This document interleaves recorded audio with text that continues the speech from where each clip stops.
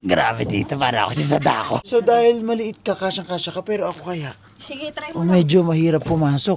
Aray, oh, ayan na, di ba? Liga dito, pasok tayo dito. So, ang bahay ni Ate Magda. Galing mo, buti ikaw nakakatayo ka, pero pag ako, di ka pwede makakatayo. Ano na din sa kabinet mo? Ay, mga pagkain dito. Ay. Baka makita niyo. Ano? Pagkain ko.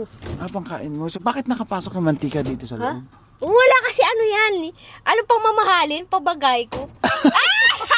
Halika. Punta tayo sa gamit. Guys, ito, ano to guys? Ano lang yan, pagtago ng pagkain guys. Huwag kayo maingay. Ah, sige. Grabe dito, para ako si Sadako. Ay, Jenny. Boy! Halika na! Ay, wow! Si Edward! Halika! Ano man ang Edward? Hello po, Edward. Ako nakakaya na mo. Guwapo siya! Ikaw ka talaga. So, ano yung pag naligo ka? So, mababasa lahat. Ha? Mababasa. Uy, medyo malaki nga to. Malaki Dati ganyan lang yung CR namin dati. Paano ka maligo? Nakaupo lang, yung balde, ganyan. Si Ate Magda, by the way, dati siyang katulong dito sa UAE. Pero ngayon, Ganun pa rin naman, ano ka ba? Sa labas niya lang, ano ka ba?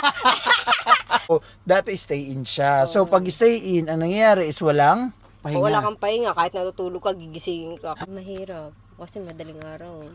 Pahinga mo, mga alas 2 na, mga ganyan, midnight. Ay, lalo na ngayong Ramadan. No? Oo, ay, ngayon, lalo na. Pero at least nasa lawas na ako.